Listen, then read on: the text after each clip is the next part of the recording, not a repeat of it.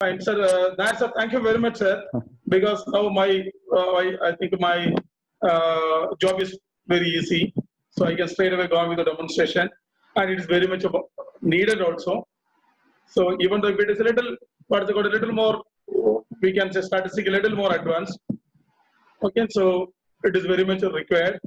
So that is what is the message we got it from the sir's talk is that okay, regression, we can just say that's a regression. Whenever you are performing the regression, means many things has to be considered, because people are not going to simply by using the help of packages, they will be applying the regression. They will be using the data for fitting the regression without considering the assumptions and the actual assumptions and the concept behind this regression. And therefore we can say the regression analysis is widely being abused in that sense. Okay, in this session, what I am going to do, I am going to demonstrate these 5 concepts in statistical package or SPSS package. So as we already told you that because whatever the package you are comfortable, you can use it. You have there is no compulsion that okay, you have to use this package. No, whatever the package you are comfortable, you can use it. SPSS or Stata or R or SAS or Statistica, MATLAB. So plenty of softwares are there, and please make sure that that software is reliable and it's been widely been accepted also. So use it whatever the way you want. So in this session, we are going to demonstrate by using statistical package SPSS, because most of the people are using it and it's a little user friendly. And other package is also user friendly. Since most of the people are using this SPSS, I am also going to demonstrate this by using SPSS. See, correlation, simple and multiple linear regression, and simple and multiple logistic regression analysis. These are the things I am going to demonstrate. Fine. See this data, the same database as Nair sir has discussed. It is a data on level of albumin and FT3. So free T3 values of the patients with renal dysfunction and albumin. So here I have 2 variables. What are the variables I am having? Albumin, and second one I have FT3. So these are 2 variables I am having. And what about this variable? These both variables are quantitative. Fine, these both variables are quantitative. And what is my interest? My interest is to find out what is the relationship between albumin and FT3. There are 3 questions. Is there any relationship? Yes or no? If it is yes, what is that relationship? Yes, you know what is the relationship. The next question, whether that relationship is significant or not. So as we told in the last session also, in the previous session also, whenever you are doing analysis, we are asking 3 questions. Whatever may be the difference or association or relationship, whatever it may be, we are seeing whether there is a relationship. Yes. If it is there, what is the relationship? And next one, as far as the correlation is concerned, what is the strength of the relationship? Okay, what is the strength? And that is whether it is significant or not. These are the questions will be answered by using the correlation analysis and test of significance of correlation analysis. Fine. So in this case, both are quantitative. So first question, is there a relationship? Yes, there is a relationship. Then what is the relationship? You know what is the relation? Now we are going to assess what is the relationship. After that, what is the strength of the relationship and whether that strength is statistically significant or not. Statistical significance, whether it is really or due to chance. Fine. What to do? Is there any relationship between this albumin and FT3? Yes, sir. Nair sir has already shown. One way you can test. What is that? By using scatter plot. You just plot the scatter plot for this data. Okay, FT3 and albumin, and we will see the trend. And you can set the linearity, whether there is a linearity between this albumin and FT3. That is also, you can do it. Okay. So then what you are going to do after that? After that, we are going to estimate. We are going to assess the strength of the relationship between these 2. I think it's clear to you how to do it. Is there any relationship between this FT3 and albumin? That means we are going to see whether there is a linear relationship between these 2 values, albumin and FT3. Okay. If there is a relationship, what type of relationship it is? and what is the strength of the relationship, and whether it is significant or not. That is what we are going to test it. So this is the scenario and how to do this correlation analysis in SPSS. That is what I am going to demonstrate. Hope you are with me. So for doing this analysis, as I told you, all the statistical analysis is put under analysis option in SPSS. Fine. First you go to analysis. Okay, click on analysis. The analysis window will be displayed. Then you have to go to the option called correlation. That's correlate. There is an option called correlate in analysis. Click on it. Fine. Then you just pick bivariate. It's a bivariate because we have two variables, isn't it? So it is a two variables, albumin and FT3. Now you just click on bivariate. Okay. Then this window will be displayed. This analysis window, SPSS window will be displayed. In this SPSS window, what is there in the left side? As I told you the last session also, what are the variables in your database? It will be displayed in a left side window of the analysis window. Fine. And what you have to do, you have to select the variables for finding the linear relationship. You drag the variables from the left side window to the right window for assessing the linear relationship. Here my interest is to find out the linear relationship between what? Albumin and FT3. Therefore, what I will do, I will drag these two variables to the right side. Okay, that means I am telling the SPSS processor to find out the linear relationship between these two. The variables are selected. Then you see, come down. Okay, just come down. Here you see. Okay, I think you have to clearly, you have to just carefully look at the screen. So a lot of what is the code, I am using a lot of symbols, notations, and what is the code, a lot of animations I am using it step by step. Okay, so here different types of correlations are there, different types of correlation coefficients. Now you have to tell the SPSS processor which correlation you want to do it. There are three: the Pearson, Kendall-Stowe, and Spearman's. So these three things that you are familiar with. So you have to tell which correlation has to perform. Whether you have to perform the Spearman's correlation or you have to perform the Pearson's correlation, and you have to select it and you tell the SPSS processor. Okay, just select the appropriate correlation coefficient. Now the question: how you are going to do it? How you are going to select it? Is it your choice? It is not your choice. Whose choice is it? It is a choice. The choice is based on the behavior of the data. Fine. So choice is based on the behavior of the data or the distribution, normality of the data. See, if the data follows normal distribution, okay, so we will be using parametric correlation. What is a parametric correlation? Parametric correlation is nothing but Karl-Pearson's coefficient of correlation. Therefore, Karl-Pearson's coefficient of correlation has to be used when the data is normally distributed. If the data is not normally distributed, if the data is not normally distributed, there are two things. One is the data may be quantitative and not normal, or it may be ordinal. Ordinal data will never follow normal distribution. Okay, it is an ordered category. So if you want to find out the linear relation between two ordinal variables, no question of Pearson, no question of Karl-Pearson. It is obviously it's a Spearman because ordinal data will not follow normal distribution. Then if you have a relation between the two quantitative variables, but the variables are not normally distributed, then you have to go with the Spearman's rank correlation. So this is the deciding factor. Now you know whether you already tested the normality. How to test the normality? By using Kolmogorov-Smirnov test we discussed the last time. Fine. You test the normality. Now you know that whether data is follows normal distribution or not. Let us suppose the data follows normal distribution. Okay. You just suppose, it follows normal distribution. But when in the reality you don't suppose it, don't assume it. You test for the normality by using Kolmogorov-Smirnov. No, it is only for the demonstration purpose. I am just thinking that okay, it follows normal distribution.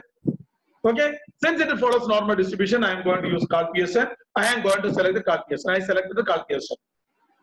Okay, Pearson's special correlation. Just click on it and put OK. So output has come. This is the SPSS output for the correlation. So I just zoom it. So this is the correlation. See here, correlations are given. See, you can see. What is the first row? It is a Pearson's coefficient of correlation. This is a correlation coefficient.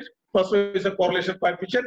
Second row is called a significance. That is your p-value. And third one is the number of samples. Okay, see here, it is a correlation coefficient, the strength of linear relationship between albumin and FT3. Okay, and what is its the second one? It is how many sample size? You have 98 samples. Okay, 98 patients albumin value and FT3 values are there. And see here, what is this? This is your p value.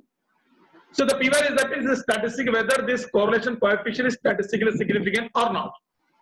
Okay, that is what sir has already told, because you'll be using t-test. T-test is one of the test statistics we are using to test the regression correlation coefficient. Because someone is asked the chat box also, what is the test? It is a t-test.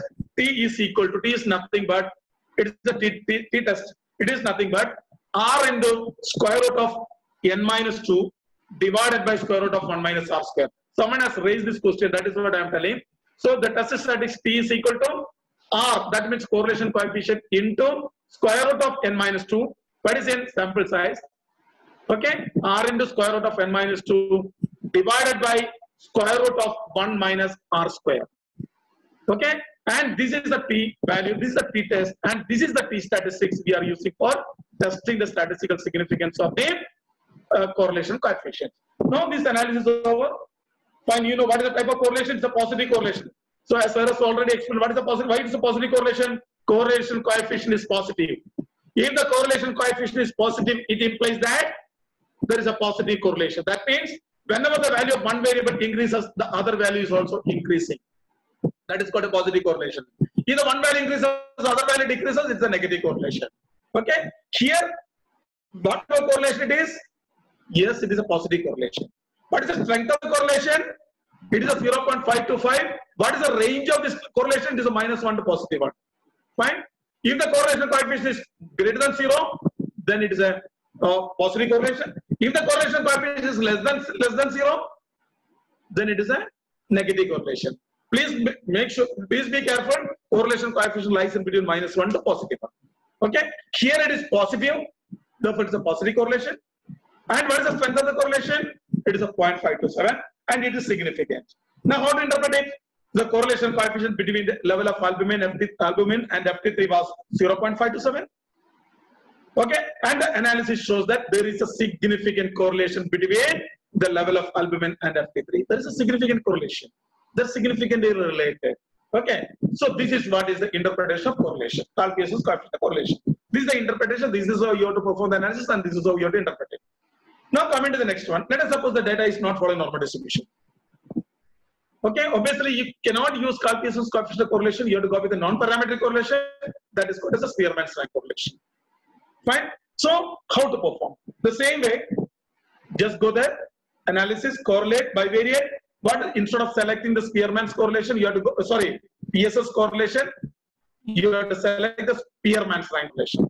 Fine. So previously you select PSS because pattern we know that it's a normal, but this data is not normally distributed.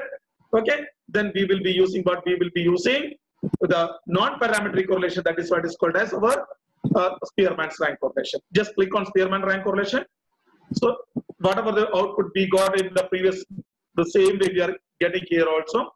What is that? This is the one. Okay, so you are getting the correlation coefficient. Okay, and this is your sample size, and this is your significance, statistical significance. It is an outcome. P value is an outcome because someone is telling because T values, no, SPSS will not give that test statistics value T value, only the statistical significance. They might have done the background, but whenever the outlier comes, it is not showing. But other statistical, when you do the T test, F test, because that test statistics usually it will show. But here it is not showing, but it is performed, this T value is calculated based on the test statistics, but it will not be shown in the SPSS. Fine. So this is how you have to make it, and you have to interpret whatever the way you have interpreted the previously. Fine. So this is a simple analysis you can do it. Fine. So this is about correlation analysis. I think if you are comfortable, you will be able to do it. Now I am coming to the linear regression. Simple linear regression. So linear regression is a simple sense, we can say. So this is what I am just showing it. It is just what 1-to-1. Okay, just for your remembrance, because immediately for capturing it's a 1-to-1. What am I 1-to-1? Yes, we have one predictor, one independent variable, and we are having one outcome variable. So what for here using regression model, it is for a prediction. Or first we have to establish a relationship between. So we know that there is a relationship, positive or negative. That relationship is significant. Then after that, what you are going to do? Once we came to know that there is a significant relation between the variables, now we are going to establish that relationship. What for we are establishing that relationship? It is for future prediction. Okay, so this is what is called a simple linear regression. We have one predictor and we have one outcome variable, and this outcome variable is quantitative in nature, and the predictor is also quantitative in nature. Okay, so here the outcome is quantitative in nature. Because why I am stressing the outcome is quantitative in nature? Because another regression, it may not be quantitative. That is what here here I am stressing. It is a quantitative variable, and the predictor. What is the predictor here? Albumin. It is also quantitative variable. Fine. We are going to establish a relationship. See here, it is FT3 and albumin. Okay, so we already know that. You already found that there is a significant relationship. If the relationship is not significant, then why you have to go for establishing it? Isn't it? So we will be using the linear regression or the regression analysis only if there is a relationship, there is a significant relationship. If albumin and FT3 is not significantly related, no question of further going with the regression analysis, because there is no relationship at all. If there is no relationship at all because they are not related, then how to establish a relationship?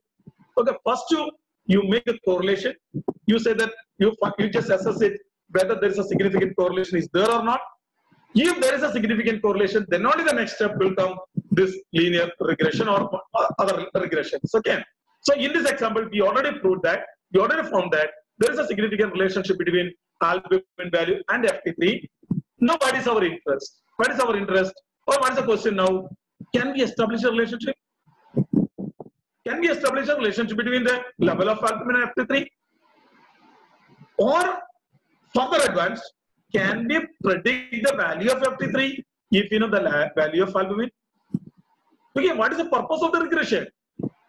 What is the purpose of this regression equation? Because it is for the prediction.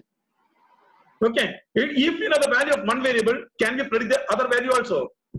Because if you know the value of albumin, is it possible for you to predict the value of FT3? So if we want to predict means we want a relationship. Okay, that relationship, that establishment of the relationship is called as a regression. Okay, so this is what is called as a regression. Now what to do? Okay, it is called a simple linear regression. Why it is a simple linear regression? We have only one predictor, one independent variable. Okay, but that is what is called a simple linear regression. How to perform it? Where to go? Again, analysis, go to regression. Okay, there is an option called regression, go to regression. Then click linear because we are going with the linear. Why linear? Because the outcome is quantitative in nature. Fine, just click on linear. So the output, the window will come. Fine. So what will be there in the window? Left side, because all the variables in the database. Okay, all the variables in the database will be here. And see here, outcome variables to be predicted. Dependent variable means what is the outcome variable to be predicted? What are the variables to be predicted? Outcome variable to be predicted will be here. That is called as a dependent. And here it's called what is the independent variable. This box is for independent variable. Okay. So you have independent variable and independent variable option windows. Okay. So what you have to do? What is the dependent variable here? Dependent variable is my FT3. Okay. Your dependent variable is my FT3. What is my predictor variable? Independent variable. It is my albumin. You select this FT3 as dependent variable and your albumin value as independent variable. That's a predictor. Fine. Then after that, what you have to do? Now you're selected, right? You selected FT3 and albumin. After that, what you have to do? You selected. After that, put OK. Okay, just click on it. So if you're just clicking on, you'll get the output. Because NASA has clearly explained how to interpret it, and I will show you where is the result. What are the parameters that are told to interpret? I will tell you where it is. Okay. See, this is your R square value. What is R square? It is a coefficient of determination. That means the proportion of variation in your dependent variable is explained by your independent variable. Fine. How much variance is explained by this relationship? Or what proportion of variation in your dependent variable, that is FT3, is explained by what is called as independent variable. Here it is coming, its R square is equal to 23 points, what is called 27. Okay, 27%, 0.27, it is a 27%. That means this relationship, this relationship is explained only the 27% of the variance. Rest 63% is explained by someone else. Okay, so sorry, 73. For the next 73% is explained by some other variables, but this relationship is only explained by this 27%. Okay, so if the coefficient of determination R square is increasing, it shows the strength of the model. Okay, so it will be more stronger if the R square is more. Definitely R square, our ideal is R square is equal to 1. That definitely we will not be able to get. But if R square is higher than R square, it shows the better the reliability of the model. Okay, so first R square, you have to see the R square. Then see the overall fitness of the model. This shows the overall fitness of the model. And see here, the last one, it is the regression coefficient. In the regression coefficient, there are two things. One is a constant. As Sir has already, what is the importance of this constant? And the regression coefficient here, 1.269. Because the constant alone, yes, it is not that much useful in our clinical interpretation, but it is very much useful for establishing a linear relationship or linear equation. Okay, so don't discard it. See, as such, okay, when you are taking it as alone, it has no much meaning. But along with that regression coefficient of the variable, it is very important because it gives the regression equation. Fine. So these are the regression coefficients here, and see here, it is a statistical significance of the regression coefficient. You see the statistical significance of the regression coefficient. Okay, so what is the regression coefficient? No need to see the regression. What is the statistical significance of the constant?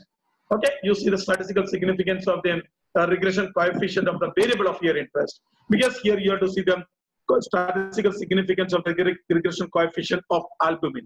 Fine. So this is the output used to get from the linear regression.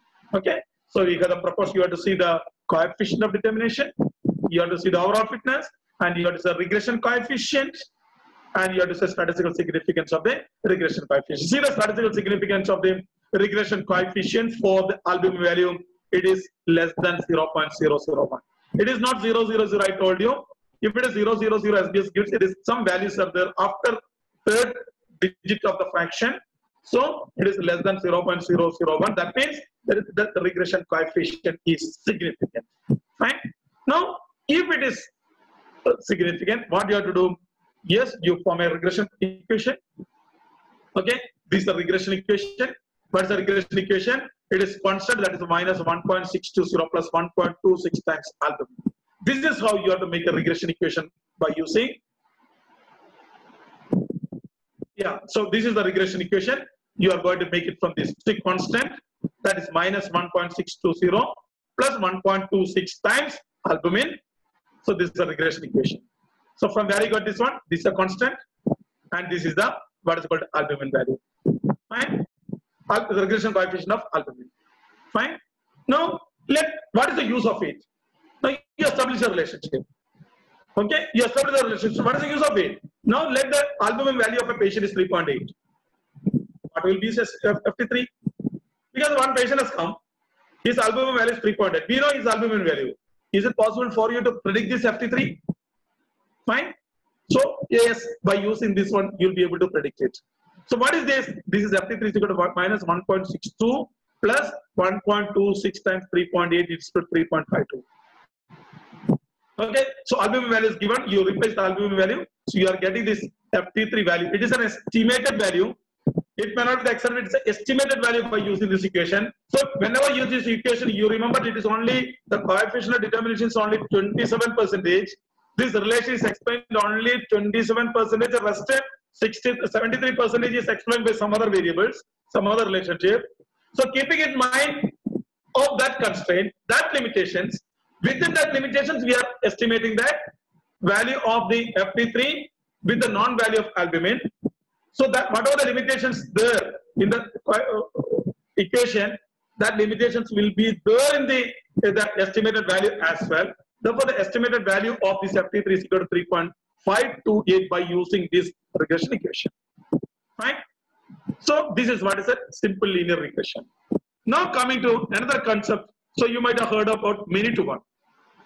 Okay, many to one. One to one is finished. That's called simple linear. There is also many to one. There are many, and the set is one. It is called a many to one.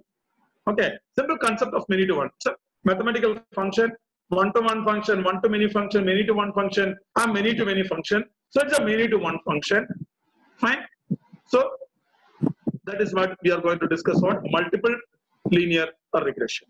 Fine. In the multiple linear regression, obviously we have outcome variable, dependent variable. How many? So we have only one outcome variable, dependent variable. Fine. And how many independent variables? Independent variables more than one. That is why it is called multiple linear. So whenever the multiple means, what is the multiple? Multiple predictors. Simple means one predictor. Outcome variable is always one. Okay. Outcome variable is one in this multiple and linear regression. Simple linear, multiple linear. Outcome variable is one. But how many independent variables you are having? If one independent variable is a simple linear, you have multiple predictors, multiple independent variables, then it is called as multiple linear regression analysis. So we have multiple predictors, more than one, maybe 2 or 3 or 4, whatever it may be. Okay. So and then we are going to establish a relationship between these two, one with many. Okay. Is it clear now? One with many. See this example, the same example. I'm taking the same example. Okay. So we have the albumin value, we have age, we have FT3. Okay. So you have the free T3 value, we have the albumin value, and you have the age. Okay. So this is my outcome variable. My outcome variable is FT3. I want to predict the FT3. What are my independent variables? My first predictor is albumin, and my second predictor is age. I have two predictors, more than one predictors. More than one predictor. That is called as albumin and what is called age. Outcome variable is FT3. Fine. What you have to do? You have to go with the multiple. So before that, what you should have done? You should have assessed the correlation. Isn't it? First assess whether the FT3 has significant linear relationship with age and albumin. First find out the correlation, whether the correlation between FT3 and the albumin is significant or not. Then he assess whether there is any significant relationship between this, what is called FT3 and age. So there should be a significant relationship. Only those variables only you have to take it. If there is no significant, the variable which are not significantly related with the outcome variable should not be considered for the multiple linear regression analysis, because that is not contributing at all. There is no relationship. Then why to take it for that? Take it that variable for establishing the relationship. So first you assess the linear relationship of the outcome variable with each and every predictors. That is the first thing you have to do. Then you will get an idea whether it is significantly related or not. If more than one variables are significantly related, then you take that variable for performing this multiple linear regression analysis. Okay? How to do it? As I told you, assess the correlation of FT3 with albumin and age and its statistical significance. Okay? First two, FT3 with albumin and FT3 age. So I performed. Okay, I performed. First I performed this FT3 with the age. I am getting yes, there is a negative relationship. Negative relationship means one variable increases, other variable decreases. Age increases, the albumin value decreases. That is what is negative relationship, negative correlation. Okay, and what is this second one? FT3 with albumin. Yes, there is a significant relationship between FT3 with albumin as well. Okay, this is a correlation coefficient of FT3 with age. This is a correlation coefficient of FT3 with albumin. And this is statistical significance of the linear relationship between FT3 and age. Yes, it is significant. It is less than 0.001. And second one, it is 0.001. It is also statistically significant. So statistical significance of the linear relationship of FT3 with albumin.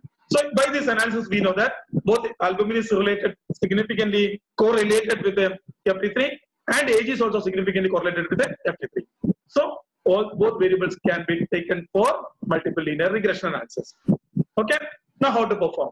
Go to analysis, then regression. Okay, as we did. then linear. Okay, here what you have to do, you have to take the dependent variable. What is the dependent variable? For dependent is 73 as we did in the linear regression, and here independent variable, previously we have taken only one as albumin, but here we have more than one. That is what is called as albumin and inch. You select both variables because it's a multiple linear, you have more predictors. Okay, so what way it is different from simple linear regression? Because in simple linear regressions we are taking only one independent variable, whereas in a multiple linear regression analysis we are selecting more than one independent or predictor variables. Okay, you are selected. Okay, so the FT3 is a dependent outcome is FT3 predictor, the outcome variable, and what are the predictors? Albumin, age. Okay, then put okay. Just click on okay. Okay, just you got output. Okay, what is the output? Here you see it is an adjusted R square. Okay, so you have to see the adjusted R square. In multiple linear regression analysis, you have to see the adjusted R square because it automatically adjusted with the number of predictors you are using it. Okay, so in the simple linear regression analysis, because R square and adjusted R squares will be almost same, but whenever you perform this multiple linear regression analysis, you have to go with an adjusted R square. You just adjust R square because it automatically adjusted with the number of predictors, number of independents we are taking it. So here adjusted R square is 0.231, that is 23% is the relationship. But 23% of is the coefficient of determination. The R square is equal, adjusted R square is 20.23. That is 23% variance is explained by this relationship. Okay, then here so the overall fitness is there. Then you go with the regression coefficients. Okay, here the regression coefficient is constant. Okay, then we have the regression coefficient for albumin, regression coefficient for what's called age as well. Because why we have more, and see the statistical significance of each of this regression coefficient. Yes, albumin, yes, it is significantly contributing because P is 0.0033. It is significant, less than 0.05. Here also it is less than 0.001. That means it is less than 0.05. Therefore, both variables are significantly contributing it to the model. Fine. Even though if it is only explained, the variance, the coefficient of determinants is 23%. That variance explained by this relationship is only 23, but still it is statistically both variables are contributing. Both variables, the regression coefficients are statistically significant. Okay. Therefore, this model can be considered. Okay, these variables can be considered. Okay. Now you have to make the regression equation. How to make the regression equation? So this is a regression equation. So 2.47 constant plus regression coefficient of albumin is 0.68 into albumin plus, so it is not plus minus because the sign is negative. The regression coefficient is negative for age. Why the regression coefficient is negative? Because the correlation coefficient is negative. If the correlation coefficient is negative, age with the FP3, isn't it? It's a negative correlation. If the regression correlation coefficient is negative, that means there is a negative correlation. If there is a negative correlation, automatically the regression coefficient will also be negative. Therefore, the regression coefficient is minus 0.032. It is negative because of the reasons that there is a negative correlation. Therefore, it is a minus 0.032 times age. Okay, this is the linear multiple linear regression analysis. So you can perform this linear regression like this. Fine. Okay. Now let us suppose if the albumin level of a 35 years old patient is 3.8.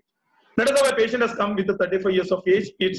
His albumin value is 3.8, and what will be his estimated FT3? It is an estimated value, but we are estimating by using this equation.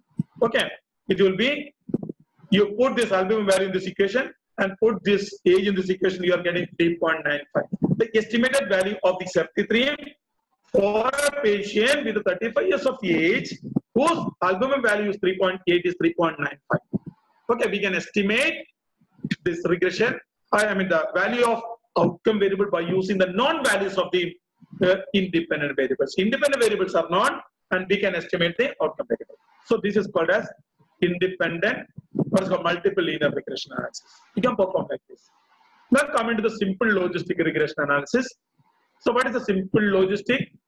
In logistic regression, as Sarah told, so in simple linear logistic means outcome is obviously one. We have one outcome variable. Okay, what is that one? It is a dichotomous in nature. It's a binary in nature. Okay, logistic regression analysis outcome should be binary because most of the time in the medicine, quality precedes the quantity. Because you may not be able to, sometimes we will not be interested to find out the exact value. We are categorizing it. So whether it's a 7.2 or 7.1 hemoglobin doesn't make a difference for you as a clinician. You say that they are enemy. Okay, so whether it is a 12.3 or 12.3 or 12.5 hemoglobin, it doesn't make much sense of you because you know that they are not enemy. So that is why most of the time, because what we used to say that quality precedes the quantity. That means quality means they are categorizing it, okay, based on the quantity. That is called as dichotomous. They are categorizing it, whether it is yes or no, positive or negative, benign or malignant, dead or alive, survived or not, response or non-response. Because based on that, you are categorizing it. So here the outcome variable should be categorical. And it should be dichotomous because we have only two categories. More than two, no. What about the independent variable? We have one independent. Why? Because it's a simple here. Simple logistic, isn't it? Simple logistic, outcome is one, it is dichotomous in nature, and independent variable is what is called a predictor is one. Okay, and it can be anything. As far as the logistic regression is, predictor can be anything. It can be quantitative or it can be a categorical as well. Fine. This is a scenario. What is the statistical measure in logistic regression analysis? It is an odds ratio. So outcome is in terms of outcome of logistic regression in terms of odds ratio. Okay, fine. See this example. This example I'm taking, and I'm taking another example. Fine. So I have the two drugs. The patients received either drug A or drug B, and their gender, and the patient is reported with a reduction in the pain or not. So these are my variables. Fine. So drug A or B. The patient has taken drug A or drug B, their gender, and the chest pain. What is my? So I'm just coding it. This is my codes, coded data. So drugs 1 and 2, gender again 1 and 2, chest pain, yes 1 and 2. Okay. See here, it's my outcome variable. Categorical nature. I coded it 1 as no reduction pain, 2 as a reduction chest pain. Reduction pain. And similarly, I'm just coding it as a predictor. Drug taken, 1 as drug 1 for drug A. That's the first code. Please remember here.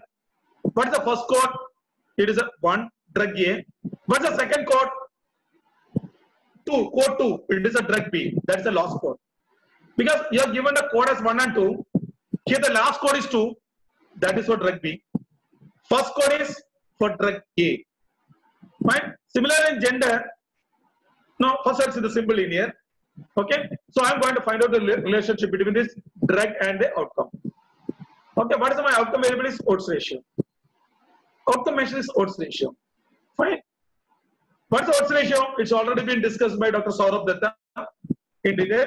What is the odds ratio? It's the odds of two things, right?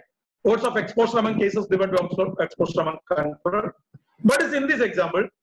What is the odds ratio? It is the odds of reduction in chest pain among the patients who received drug 1 when compared to the odds of reduction in chest pain among the patients who received drug 2. But what is my interest? My interest is to find out what is the reduction in chest pain among the patients who received drug 1 when compared to the reduction in chest pain among the patients who received drug 2. What is my reference category here? The reference category is drug 2 compared to drug 1. Okay, how much more efficiency? Okay, so that is what the objective. Okay, here you have to be careful. First of all, so you have to be very careful. What is the reference category? Begin itself, you have to discuss. You have to decide. Here, my reference category is drug 2 compared to drug 2. What is the effect of drug 1? As far as the reduction in the outcome, reduction in the chest pain is concerned. So that is what we are going to do. Okay. So here the reference category for drug 2, which is coded as 2. Okay. And it's the last in that code number. So last code. First code is 1 and last code. Okay. Why I am telling this one? When you perform this logistic regressions, it is very important. Okay. You have to tell the reference category. Here the reference category is drug 2. It is coded as 2. Among the code, that is the last code. Clear? See how it can be performed. just go to analysis. Okay, go to the regression, then go to binary logistic. Click on binary logistic. Okay, if you click on binary logistic, the window will be displayed. See, obviously, all the variables are the left side. The right side, you see, it is a dependent. What is the dependent variable here? It should be dichotomous in nature. Why it's a logistic? But in the linear regression, it is a quantitative in nature, right? Here's the dichotomous outcome. And what is that? These are the predictors. So whenever you perform a simple logistic, we have one predictor, one outcome variable, then outcome variable should be categorical. Fine. And the independent variable can be anything. Maybe a, what is it called, a quantitative or categorical. Fine. So this is what you have to do.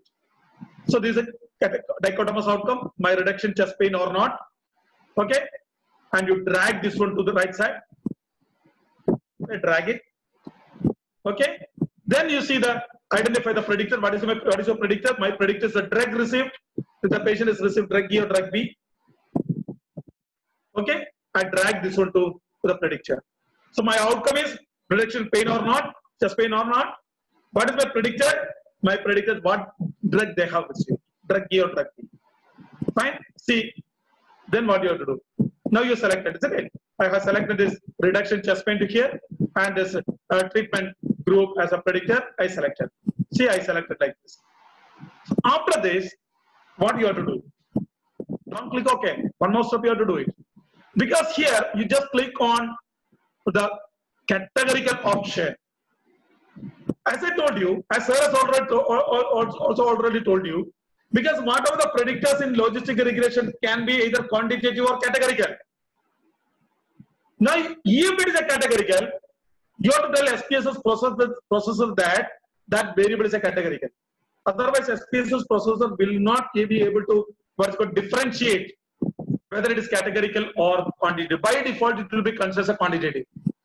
Now, in this example, so my drug A or B is a category. Okay, if it is a continuous, if I say the continuous as a continuous variable as a predictor, no need to declare. If the independent variable or predictor is a categorical, then you have to do one more step. For declaring the categorical variable, it is click on categorical. Just click on categorical option. Okay, just click on categorical button. Okay, here the window will be displayed. Okay, so it will give an option. What will be displayed on the left side? Whatever the variables you are having in the covariates, that's called independent variables, you are selected, it will be displayed the left side window of this, what is it called, a categorical option window. So here I have only treatment group, that's called group. It is displayed here. Now you have to declare it as a categorical. Otherwise, it will not consider the categorical. You have to tell SPSS processor that it is a categorical variable. Then what you have to do, you select this variable to the right side window, drag this categorical covariate, drag to this categorical covariate window to declare it as a categorical. Why you are doing it? It is for declaring it as a categorical. Only the categorical variable only you have to select to the right side to declare it as a categorical. If it is continuous data, don't do anything, leave it as such. By default, all the variables will be treated as a quantitative by the processor. Since it is a categorical data, you have to declare it as a categorical, then only SPSS processor will treat it as a categorical. Okay, here drug is a categorical variable. So for I'm taking this one, dragging to the right side window to declare it as a categorical variable. Now I declared it. Okay, I hope you got it. Then after that, once it is selected, what will happen? Once it got selected, once the variable is declared as a categorical, immediately, yes, it will be asking, see the downside. So this will become active. It will ask you, what is your reference category? Right? It will ask you, what is your reference category? You have to choose the reference category. What is the reference? That is what I told the previous slide. What is the reference category? Compared to drug 2. What is the effect? What is the effect? What is the effect of drug 1? What is your reference category? Drug 2. What is the code you have given? Code is 2. What are the codes 1 and 2? Okay, what are the codes for the drugs 1 and 2? You are given the code 2 for drug 2, which is the reference category, it is the last in the code, right? It is the last in the code. Therefore, declare the reference category compared to what? Here you have to declare the reference category compared to what? For the selected category variable, last for last code and first for first code. But our variable, our reference category is drug2, which is coded as 2, and among the code, it is the last code. Therefore, you select the last code. Reference category as the last. That means the last code. Last code is 2. That 2 is given for what? The drug 2 or drug B. That is what is our reference category. So if my reference category is drug 1, which is coded as 1, then what you have to do? You have to click on first. That's the first code. 1 is the first code. Code as 1. That is the first code among the codes. Okay. In this case, my reference category is 2. Why? Because it is a code given for drug 2. That is the reference category, and that is the last code among the codes. Therefore, I am selecting last as my reference category. Okay. Just click on last. By default, it will be there. And after that, what you have to do? You just click on the change option. Just click on change option. Don't forget to change it. Okay. You change it. Then only the reference category will change. By default, yes, it is the last. Let us suppose if you are selecting first code as a reference, you just click on the first one and you have to change it. Otherwise, it will not be changed. Okay, just click on the option change. But since by default, yes, it is the last, it has come. No need, but still you practice by clicking the option called change. Just click on change. Then only the reference category will change. Otherwise, default will remain. Okay, just change it. Okay. So now you see, it is changed. Here you see the left side. Here the button, drugs category, drug put in the bracket. It's a category. That means you have declared it's a category. Okay. So you declare a category variable. You declared reference category as last, which is the code given for the reference category in your variable. Okay. Now put OK. See here you see indicator. Indicator means last. Okay. If it is first, the first will come here. Fine. Reference category you selected will be displayed here, the bracket. Indicator means it's the last. Fine. Then click on OK. Click the button OK. Sorry. Click the button OK. Here click the button continue and OK. The outcome has come. This output. And see the frequency distributions here. Okay. And see the last one. It is a variables in the equation. Statistical significance of the variables in the equation. It is given here, like this odds ratio. As I told you, what is the outcome of logistic regression? It's an odds ratio.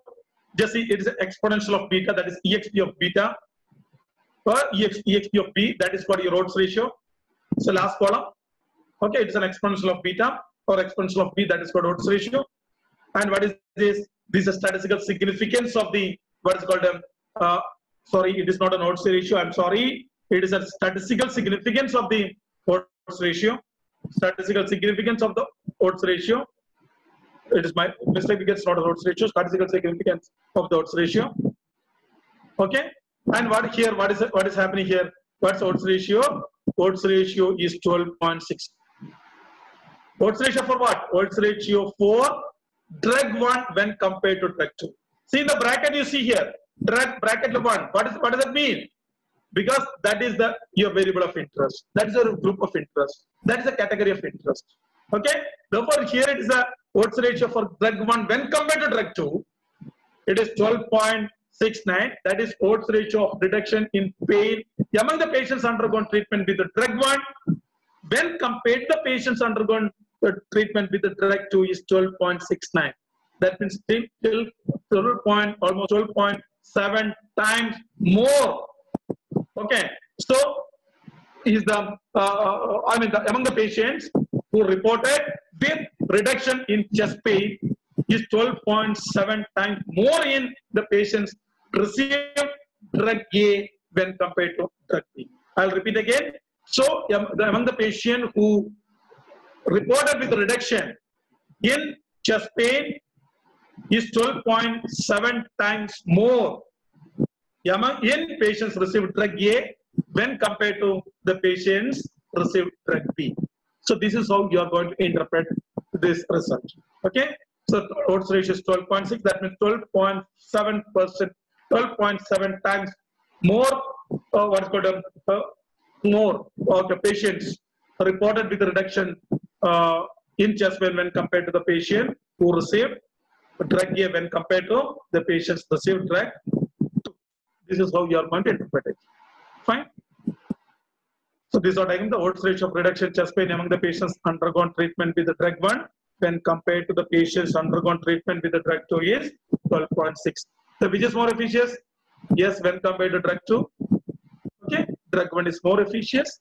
That's 12.7 times more. Okay, so more number of times, more number of patients reported with reduction chest pain when compared to drug B.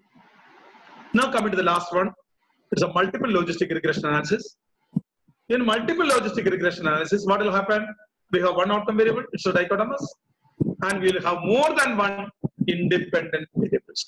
Predictors are more. And these predictors may be categorical or continuous, whatever it may be, it doesn't matter. Okay, so either it may be categorical or it may be continuous, but the outcome is dichotomous. So why it is multiple logistic? Because more predictors for the outcome variable which are categorical in nature. Okay, fine. See how to do it. What is the statistical measure? Again, is an odds ratio. Like whatever the way we made the simple logistic regression analysis. Okay.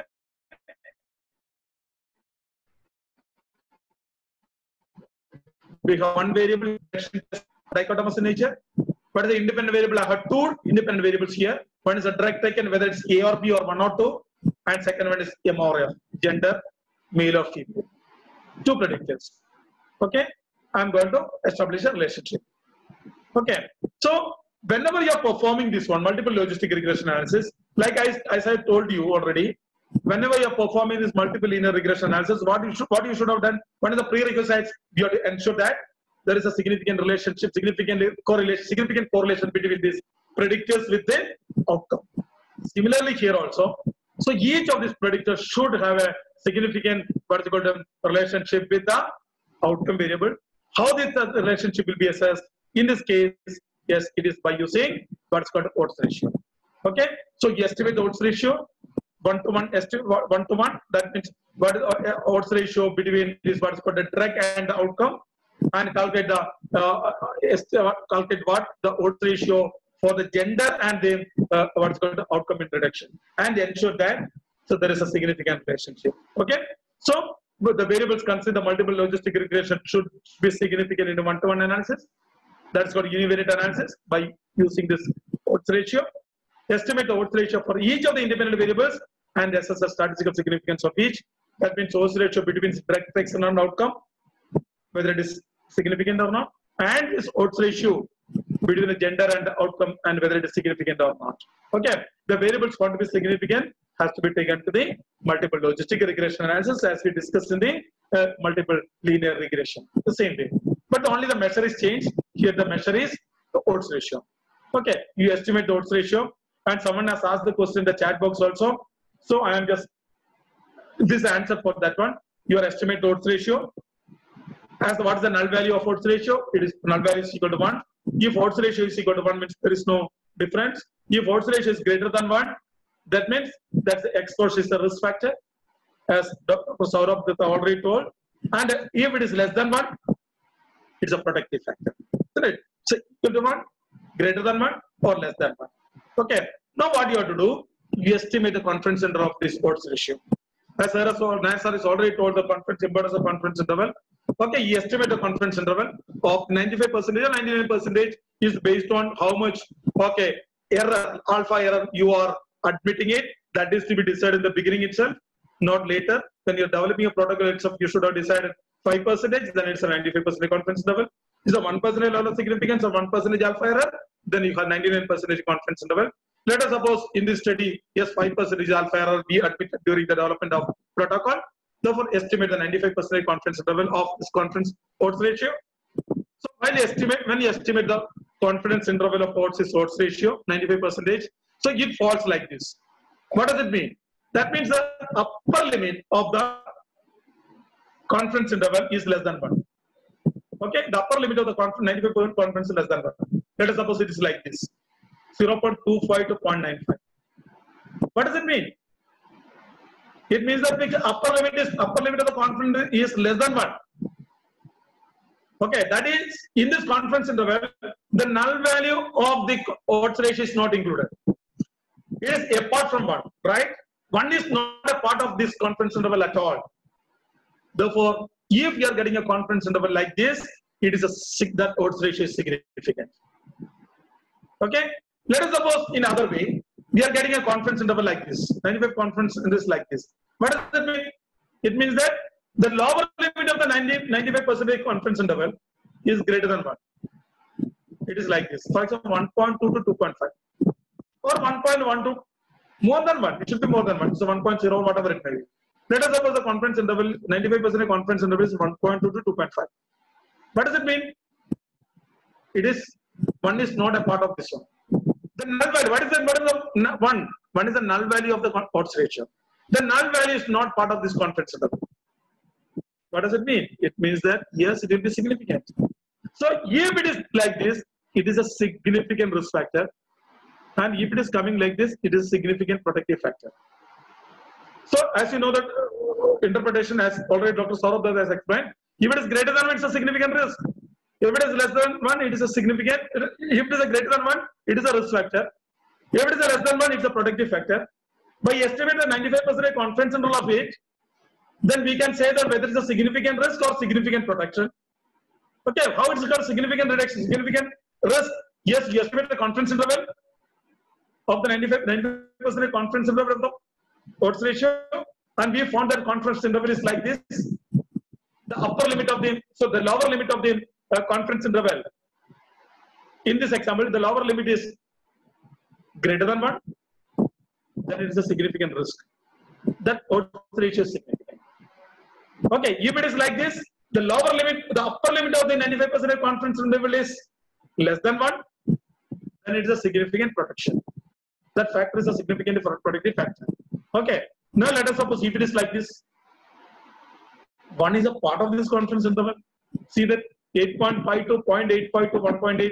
So 1 is included in this confidence interval. If it is coming like this, it may not be statistically, that odds ratio may not be statistically significant. This is the easiest way, some shortcut way of assessing the statistical significance of the odds ratio. You estimate a confidence interval, estimate odds ratio, and what is equal to 95% confidence interval, and see whether it's one is a part of it or not. Okay, if it is a one of part of it, and 1 is included in the confidence interval, then that is not significant, and 1 is not included.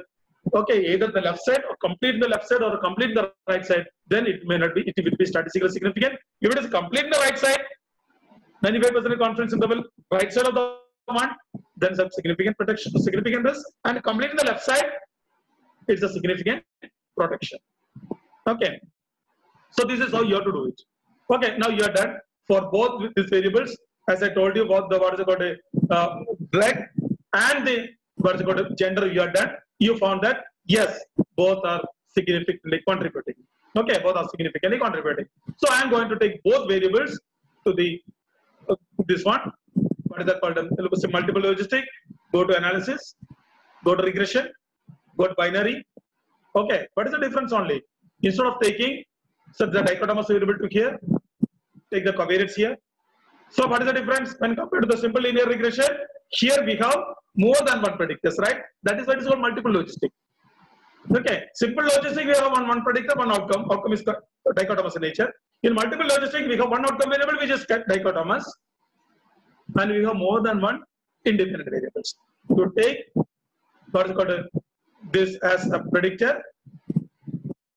Okay, so both treatment and gender as a predictor. And take this reduction in chest pain as a dependent variable. We have more predictors. What are the predictors here? Group, drug, and gender. What drug they have taken, okay, and gender, and outcome variables chest and reduction pain. Okay, I have selected. This is my reduction chest pain, and this is my covariates. So here both are again categorical, right? If both are categorical in nature, what you have to do now? You have to declare it as a categorical. Otherwise, it will be a continuous. Okay. So I have taken only this categorical variable here. So the same approach is for continuous also. You have one continuous also you can take it. That continuous variable should not be declared as a categorical. only the categorical variables to declare as a categorical variable. Then what you have to do? You click on. So these are variables, and since both are categoricals, okay, you click categorical for declare as a categorical. Okay.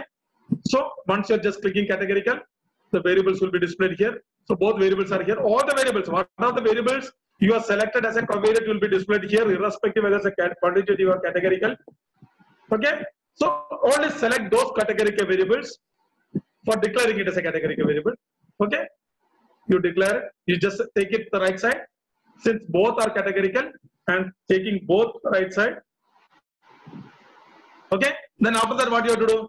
You have to declare the reference category one by one, as we did for the simple logistic regression analysis. Okay. First, you take the dregs. Click on drag. First, you make it active. Okay. Click on it. Okay. Then declare its reference category. Just go down. Okay. Then what you have to do? Okay.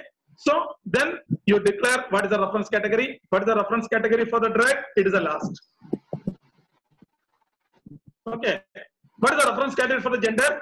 That I will tell you now. So declare reference category for both variables one by one by selecting it from the window. Okay. For the first variable treatment group, you select on treatment group. What is the reference category? Reference category is drug 2, which is coded as last 2. Okay. Therefore, click on last and change it. Therefore, the reference category for what is it called? The first variable drug is selected. Then select the second variable gender. Okay. Select the second variable gender. Then you have to select the reference category for the second variable. So before that, you should know what is your reference category. In this example, what I want to take the need females as a reference category. That is your decision based on the clinical justification or clinical knowledge. You decide what is the reference category. Compared to less severe, what is the chance for more severe? Compared to normal subjects. Okay, you decide. So in this example, I am deciding we are deciding female as the reference category. Then what is the code for female? I coded female as 2. Okay, male as 1. Then the reference category is first or last? Because the last. Why? Because the last code. It is coded as 2. Okay, because the reference category is selected as female, which is coded as 2. And other one is male, which is coded as 1. Among this 1 and 2, okay, among this code 1 and 2, 2 for female, which is the last code. Therefore, what is the reference category for the gender? It is the last. The reference category is last means female. Female is my reference category. Just click on this gender and just select this reference category as last and click the button change. By default, it will be the last one only. But still, you practice, just click on last and change it. So we selected last category in the drag as a reference category for that variable. Similarly, for the last category, that is the female, as the reference for the variable gender. Fine. So after selecting this, you just click on OK. You will be getting this odds ratio. Okay, so you'll be getting the odds ratio. Okay, so you will be getting the statistical significance of the regression coefficient. Okay, so statistical significance of this coefficient, that means beta coefficient. Okay, so what is this is by using Bald statistics, as Sarah already told, because this statistical significance of the regression coefficient or the odds ratio, we can say the odds ratio. It's actually an odds ratio. Odds ratio is tested by Bald statistics. Okay, so it's the statistical significance. See the first one. What is the odds ratio of what's got tracks? It is 12.45. What is whether it is significant or not? Yes, it is significant. What is the odds ratio for the gender? It is 1.729. Whether it is significant or not, yes, Bald says that it is also significantly contributing it. This is also significantly contributing it, and this is also significantly contributing it. So first we have the odds ratio, and we are seeing the statistical significance of the odds ratio. Sorry, it is not a regression coefficient. This is a statistical significance of the odds ratio by using Bald's test. Both are significant. Okay, and that is both are significantly contributing it. Okay, so this is how the odds ratio, how to interpret it, the odds ratio of reduction of pain among the patients undergone treatment with the drug one when compared to drug to the patients received drug B by keeping gender as constant is 12.45. When you are interpreting the odds ratio with respect to the gender, we are keeping the other variable as a constant. By keeping this drug as a constant, okay, the odds ratio of reduction chest pain among the males, okay, or odds of reduction, it's not odds of reduction in chest pain among males when compared to the odds of reduction in chest pain among female is 1.73. Okay, so odds of reduction among pain among females when compared to the odds of reduction in chest pain among females is 1.73 by keeping the other variable as constant. Okay, both are significantly contributing. This is how you have to interpret the multiple logistic regression analysis. Okay, so this is the simplest way of demonstrating it. We are not gone to the details because of time, because as Sarah told, it requires a logistic regression, it requires because 3 to 4 hours to explain within this 30 to 40 minutes. So we have just briefed it, we summarized it, we made it very comprehensive way of demonstrating it. So this is how you have to do the simple logistic regression and multiple logistic, simple logistic and multiple logistic, and simple linear and multiple linear regression by using this statistical package. And what are the, how to do it, what are the essential ingredients you have to take it from the output to give your interpretations. This is what Sarah explained, and I demonstrated on Orbit this one. Okay, I hope yes you got it. Thank you very much, and sorry for taking a little more time. And this is a very time is so crucial, and time is too less to explain, as Sarah told, because 3 to 4 hours is required minimum. So what is the minimum time with the constraints of the time? So we explained. So over to Lobo, sir. Thank you so much, sir. I pass it over to Lobo, sir, for further. Yeah, Aniket, since Dr. Nair's next talk is in continuation with this, I'm fine. Let him go ahead, and then there are lots of questions. Yes, regression to the mean is something very small. We can drop it for now. So Nair sir, if you would like to go ahead, because we have seen the output from SPSS, and you'll be telling us what to do further with that. That already my first talk itself I explained, and last time also I explained. So that tables separately I am now going to talk now. Okay. Okay. Yeah, so that is and Hari also explained well. So what they have to pick up, and it's I mean it's almost clear with them. Okay. Okay. So but it is better we spend either a regression to the mean if you are talking. Otherwise, it's the questions we are answering. That would be better. That would be the most important, I think. So let's go to the questions. Okay, Aniket. sir. Yes, sir. Sir, we start from the beginning.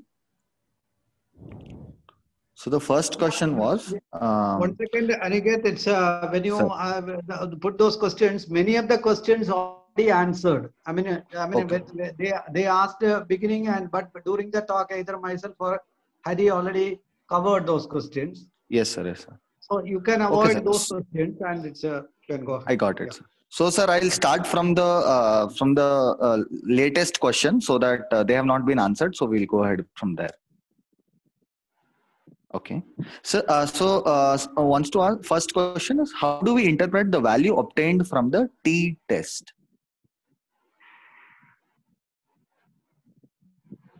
Hello. Yeah. Sir. Yeah, Hari, you will be answering. Yeah. T-test, you're talking about t-test, or what is about, question is not clear, Aniket. Actually, ma'am, can you, do you want to unmute yourself and ask the question?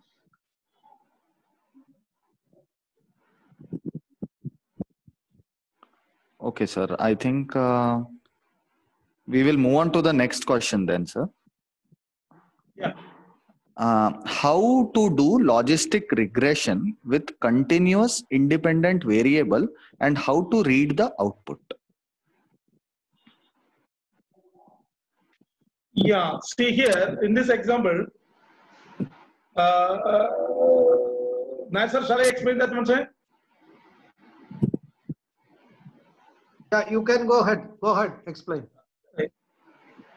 This one, because see, whatever the way we did for categorical, because categorical is little more, effort. More effort is required for categorical. Why? Because we have select the variable to the covariate window.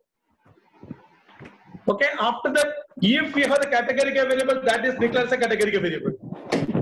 If it is continuous, you have the continuous data, no need to do anything. Okay, no need to do, because SPSS will consider all the variables as continuous, all the quantitative. If it is categorical only, you have to declare it as a categorical by clicking the option called categorical, then declare it as a categorical and declare the reference category. If it is a quantitative in nature, the variable is quantitative, you take the variable as a covariate and perform the analysis. Okay, no need to do anything further. You will be getting the what is called odds ratio for that categorical variable, or for that continuous quantitative variable.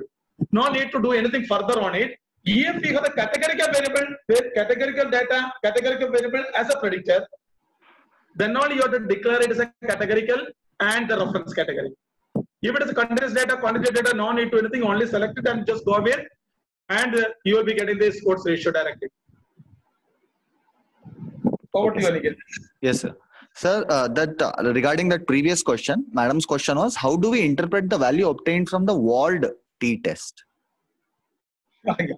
So walled t-test is for assessing the statistical significance of the regression, odds ratio obtained from the regression analysis or logistic regression analysis. Okay, if the walled is saying that it is statistically significant, okay, less than, for a 5% level of significance less than 0.05. Okay, if you are asking this, what is the walled statistics? It is what's the ratio of beta and the standard error of beta. We are not going to the details of those things. It is a ratio between this beta and the standard error of beta. And if the walled is saying that it is significant, it is less than 0.05. That means that variable, that regression, that odds ratio is statistically significant. It is significant. Okay, so that is the interpretations we are making out from the walled statistics. So first you see whether this odds ratio is significant or not by using walled. What is the significance value of the walled? If walled is significant, that variable is that regression, not that odds ratio is contributing significantly. That is what it meant. Yes, sir. So the next question is,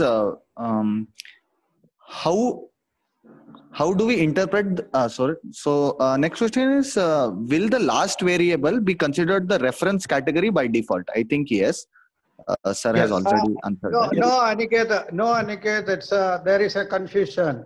This depends on the software version. Even SPSS itself, there is the previous versions, it used to give the first as the reference, last as the reference, like that. And SPSS, I think there is an option you can change that default, either last or first you can change, but you cannot, there is a difficulty to define in between a category as the reference category. Okay.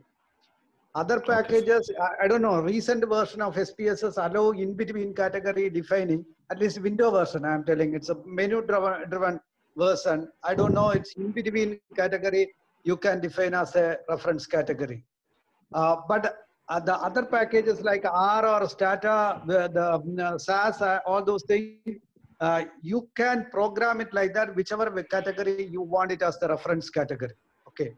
Now, you can do it directly, do it in software or not is a different question, but you have to do it or not, it's a different question. Clinically, is it important to keep that as a category, a reference category?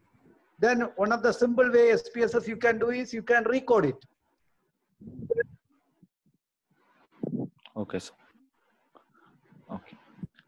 Sir, so we'll move on. Yes, sir. Yes, sir. Understood, sir. Yeah, you can record it as a minimum or maximum, and accordingly you can do that. Okay, sir. Aniket, add to Yes, sir. sir's Please, please. comment. So Yes, always remember, whenever you are just coding it, you have to be very careful in the coding. Okay, so because most of the time we have multiple variables, we have 5 or 6 variables at a time. 5 or 6 of variables at a time for multiple regression analysis, logistic regression analysis.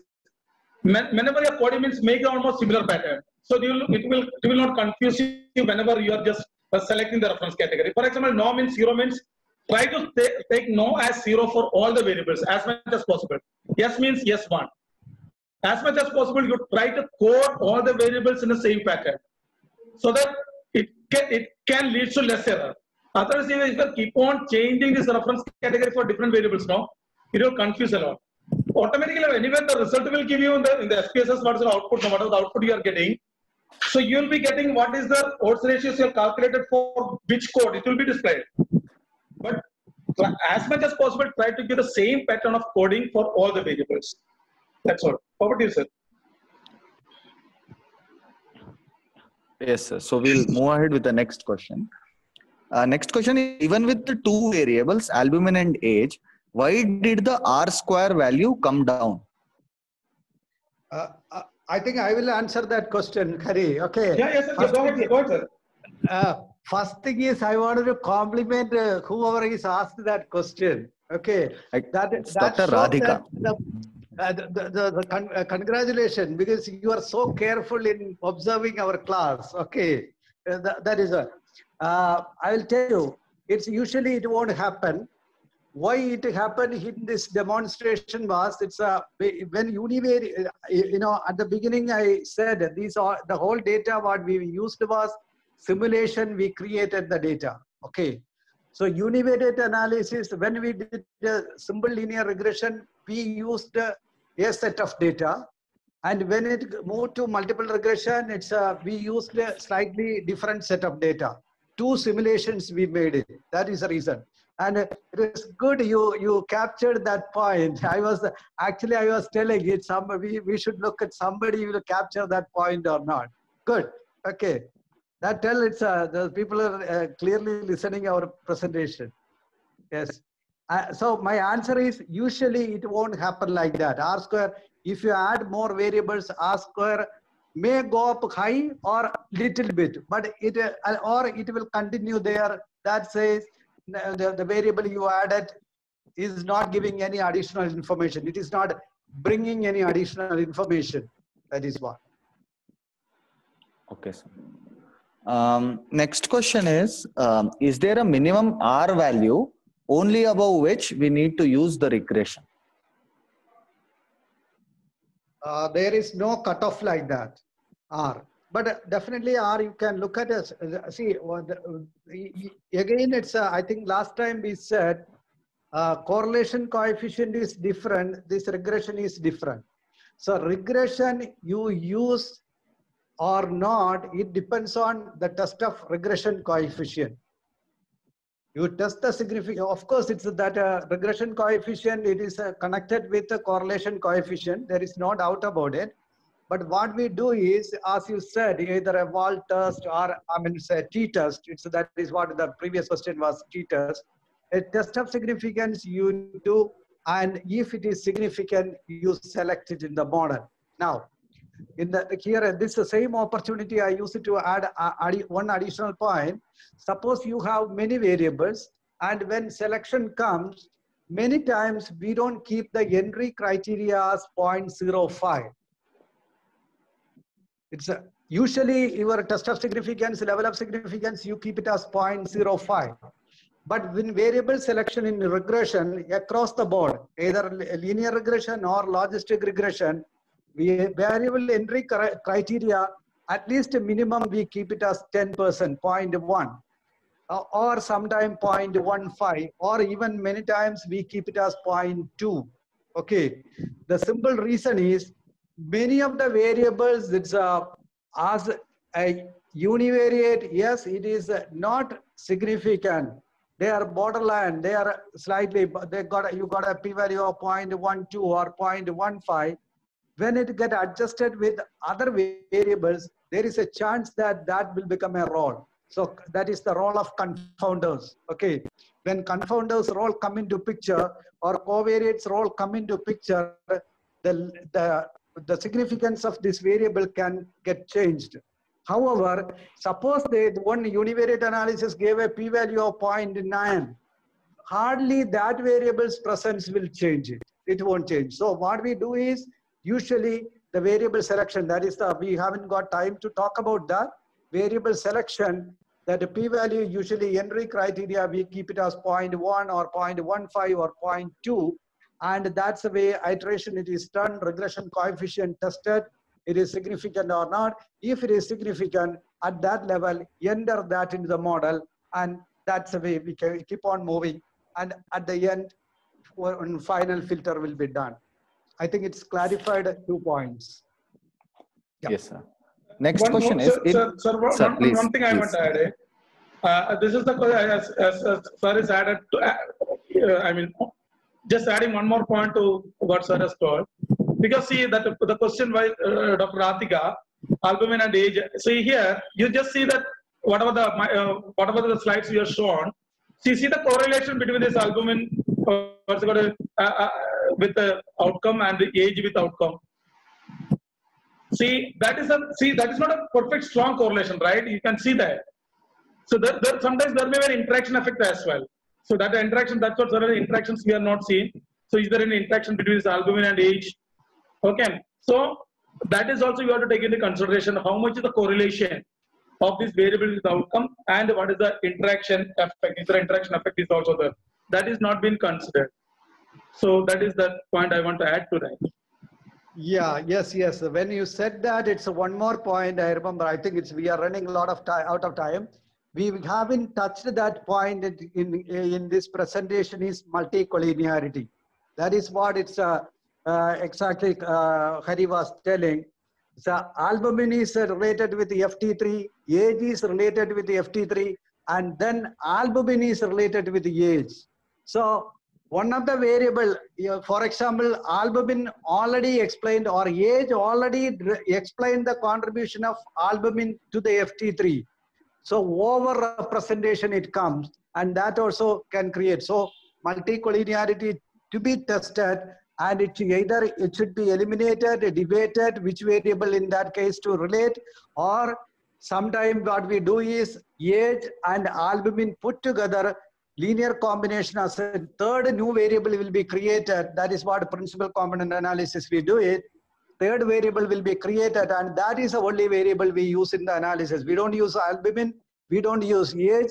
The combination of these two together as defined as a third component, and that is the one we use it. That's it. So that will be an independent variable. That is what. Okay. Okay, sir. The next question is, in multiple logistic regression for a continuous independent variable, does it matter whether it is normally distributed or not? It need not be. It need not be. In fact, it's actually, I think that question, whoever asked that question, you have to really recall our statement. In fact, it's about the independent variables. We never, even linear regression, we haven't made any assumptions about the normal distribution or any probability distribution. We assumed distributions only for dependent or response variable. Please understand. Independent variable, we never made any assumption, either in the linear regression, simple, multiple, or simple logistic, multiple logistic, never. Any of the regression, you need not have to make an assumption about independent variable. Independent variables need not be random variable, nothing. No way that is it need not be connected with the probability distribution, but definitely response variable or dependent variable has to have a distribution. And when it comes to linear regression, either multiple or simple, that assumption is that error terms, based on error terms, the response variable is normally distributed. with a particular mean and its variance. When it comes to logistic regression, response variable is binomial distribution. Response, because you know that response yes or no, which will define a probability P and 1 minus P, and that move to a binomial distribution. I think it's clear. Yes. So one more point, sir. In the multiple logistic regression, so we have a combination of quantitative, categorical, quantitative. Isn't it? It can be categorical. Categorical means either it's a dichotomous or ordinal or particular quantitative. Okay, definitely you know that categorical and nominal. That's dichotomous and ordinal data will not follow normal distribution. Okay, can we put a criteria only for the continuous variable? Because it can be either quantitative, categorical, or ordinal. Okay, so is it possible for us to put a one condition only for the quantitative? It should be normal. It is if it is normal, because definitely ordinal and nominal data will not follow normal distribution. So another simple logic you can say. Okay, so yeah. Yes, sir, but whatever be the reason, don't think about distribution of independent variables. Don't think about distribution of independent variable when you do regression. You need not have to think about that. Yeah. This is a simple logic. Yes. Yeah. Sure. Okay, sir. So next question: if the overall goodness of fit is significant, but one of the variables in the model is not significant, then do we still include that variable in the equation or not? Okay. Okay, Hari, I'll answer. Yeah. Go ahead. The model.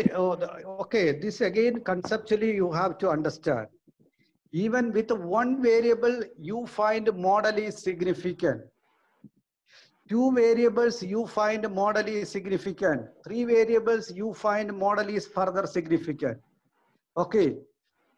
That doesn't mean that model completely explain the response variable. I think in my presentation, I said significant and completely explaining, these are two different pictures. For example, exactly that is what Hari said. Albumin and FT3, they are associated. You look at the regression, they are significant. Regression coefficient is significant. And based on albumin, you create a model.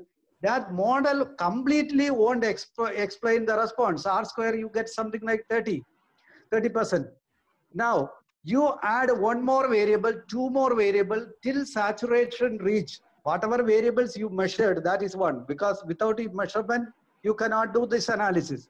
So 5 variables you measured and one by one you add, and sometime you reach a saturation. Now your question comes. You add one more variable which is not significant, and that add to the model. Model continue to be significant, but no improvement in the model. Then why should you add that variable? That is the time you reject that variable. No, that variable is not required. And then one more point I wanted to tell you from the clinician's point of view. Actually, your interest is, especially modeling, ask minimum number of variables you wanted to use in the model. Simple reason is that is what clinically feasible to measure, to apply it. Okay, so if a minimum number of 3 or 4 variables explain the whole phenomena, I mean around 70% or 75%, 80% of the variation, then usually you find that based on that variable, because the model is fit, and you additional 2 variables add 4% more, 80% R square will move to 84%. But you have to measure 2 more variables in the practical situation later when you apply it. I mean, it doesn't make sense clinically, because you have to send for those variables investigation. I mean, you have to use that for interpretation. So many things you have to, why should I necessarily do that? Because it is not giving, it is something like a cost benefit analysis that you do. So my answer to you is, it's such a situation, avoid that variable. Okay, sir. Next question is, I think it has been answered subsequently. What do we do when the outcome is qualitative? example, that is his presence and or absence of a disease. I think they were talking when you were teaching linear regression with albumin and age, both were continuous. So I think that is where the question was. Logistic, yeah. Yes, logistic. Yes. Okay. So next is yeah, that is already explained, I think. Yes. Next question is the regression equation made only if the regression coefficient is significant? Yes, definitely. If this answer to the previous question, if regression coefficient is not significant, there is no point in this regression equation. Okay. So subsequent question is, if the correlation coefficient is significant, then should the regression coefficient also be significant? Usually it will be. Usually it will be. If you are doing simple regression, it will be. But when it comes to multiple regression, it may change. Okay, sir. Next is, in correlation, is it okay to use Spearman even if data is not normally distributed? Yeah. Okay, you are asking a Spearman, that's one rank correlation is normally distributed. Yes, you can use it. Straightforward, you can use it. But always people suggest it is better to do a transformation and see that it is normally distributed and then use the Pearson correlation. Okay, that is one thing. If you have little more time to work, it is got a little more energy to work. Otherwise, safer side, okay, you can, if a correlation only you wanted to report, yes, a Spearman correlation, it will work. If it is not normally distributed. So next question, what is the difference between two-tailed significant and one-sided significant? Okay, Hari, what did you take that? Yeah, see, I think this is already we explained whenever in the first session. Yes. I mean the basic, because when you're talking about the statistical significance of it. Simple example, I will tell you, one example. For example, if you are comparing two means, simple example. If you are comparing two means, what is my null hypothesis? My null hypothesis is that the means are same. So against that one, I am going to keep an alternative hypothesis, means are not same. That means either mean 1 may be less than mean 2 or mean 2 is less than mean 1. So it may fall either this side or that side. That is called a two-tailed. We are testing this either this side or that side. It may fall mean 1 is less than M2 or what is called a mean 2 is less than M1. It may fall either this side or that side. So we are testing the both tails. So it's a two-tailed. Instead of that, we are testing a hypothesis, alternative hypothesis that either mean 1 and mean 2 are same against mean 1 is less than mean 2. That means if you are rejecting mean 1, means are not same, it gives a chance for us to accept an alternative hypothesis that mean 1 is less than mean 2. That means we are just testing only the one tail of the the hypothesis. That is mean 1 is less than mean 2. Or mean 1 is greater than mean 2. So if you are formulating the hypothesis like that, so it will fall, rejection of the null hypothesis will fall only in the one tail. Either is a less than or more than. That is called a one tail. This is a simple way we can explain this one tail and two tail. Two tail means it can fall both tails, less than or greater than. If you are formulating an alternative hypothesis that is less than, mean 1 is less than mean 2, or mean 1 is greater than mean 2, if the formulated like that, it is called a one-tailed hypothesis in simple language. Yes. One more point. I think there are only few people there, but they are interested. I want to tell what the continuation of Hari said. What he said is, you have to frame the hypothesis at the beginning of the study very well for that. Otherwise, you cannot. For example, suppose it is a one-tailed test you are proposing. Beginning, you have to frame like that. You have to debate on it, frame it, because it has got an implication on the sample size. One-tailed test usually give a less sample size, require less sample size compared to two-tailed test. Now, you framed it very well, and one-tailed test it's done. The sample size calculated for that. Then at the end of the study, you do a two-tailed test. Sorry, that is not acceptable. Okay, it's because results has gone the reverse way, so you wanted to test the other way also. No, it is impossible. Your sample size won't give the support power for doing that. Yes. Sir, so the next question is, in model building, what would be the difference between goodness of fit and ROC analysis? Okay, goodness of fit, it's basically about the model, it is all right or not. Okay, I mean, it's not all right or not, it's the model, it is relatively a good fit, and how much it is explained, how much variation in the response variable it is explained. That is what model. So goodness of fit stop there. Now, ROC analysis, more it comes, yes, how useful is this model in prediction? Okay, so the thing is, you have to really use this model, and you know the true status. For example, diseased and not diseased, you know, based on logistic regression. Before you go that, it's a data, you know, which is having event, which is not having event, and that is your response variable. Okay, now, based on the model also, you are doing a prediction. What is diseased and what is not diseased? Suppose you are making a prognostic model, or cure rate, you are looking. You're really cured, you know, not cured, you know, and based on model, what is predicted, and then you can get a 2x2 table, sensitivity, all those things. Sensitivity, specificity, all those things. And I mean, further, I don't have to explain. You do an ROC analysis. Okay. Another way you can think ROC analysis is I connect with the earlier question of the if it's a logistic regression and your outcome variable is a continuous. Your independent variable is a continuous variable.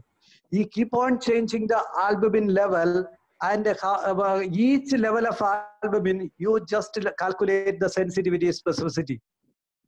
And then you really get ROC, and you will be in a position to fix even cutoff value. So ROC analysis is, once your model is some way, I know, based on goodness of it, based on all other things, regression, this coefficient test, everything, it's, you said that relatively this is a okay model, then in real situation, how it is doing, to say that ROC.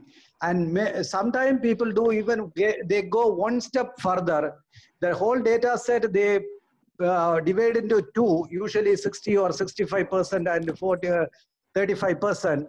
And in 65%, they build the model, and then they use that model to really work with the other unknown data set. 35%, the virgin data set, it's you haven't used for the model, and then an ROC analysis you can do there. So what I'm trying to tell is ROC analysis itself is another huge area of discussion, and it is very useful for the paper writing. It's model building, paper writing. Yes. Sir, so we'll take one last question. After it, we'll end the session. One question is, wanted to know if these tests are called regression for a certain reasons. I mean, do these values keep decreasing during statistical calculation? Is that why it's called regression? Aniket, can I answer that? Yes. Yeah, sir, it straight came to your Finally, it came, yeah. Finally, it came to that. Yes. So the term regression was coined by Sir Francis Galton in 1889. What he used it was to explain that children of taller parents tend to be shorter, and those of shorter parents tend to be taller. That is, they regress or move towards the mean value of the population. Since that time, because it was used, he used it only for this particular example, that there is a movement in that direction, and since he called it regression to the mean, regression has been applied to these various methods of predicting one variable from measurement of another. But no, it doesn't imply implicitly that there is a decrease in any way. So with this, we end the session. Thank you so much, everyone, for joining. We will meet on next Saturday. Aniket, yeah, thank you very much. Thank you very much, everybody. Dr. Aniket, Dr. Mohan, Dr. Premada, everybody. Yes, it was a nice. We really enjoyed all these sessions. Okay, thank you. Sir, I just want to say definitely a big thank you to Professor Sri Kumaran as well as Professor Hari Kumar and to Valley Lobo for doing this session so well. And I realized that in our planning of the workshop, we needed to give much more time. But as we can see by the dwindling number of participants which stayed till the end, I think a more specialized session of biostatistics for people who are very interested could be organized as a separate thing at a later date. So once again, thank you very much and look forward to meeting you all on the coming weekend. I'm going to end this session here. Thank you. Thank you very much. Thank you, sir. Thank you, sir. Thank you.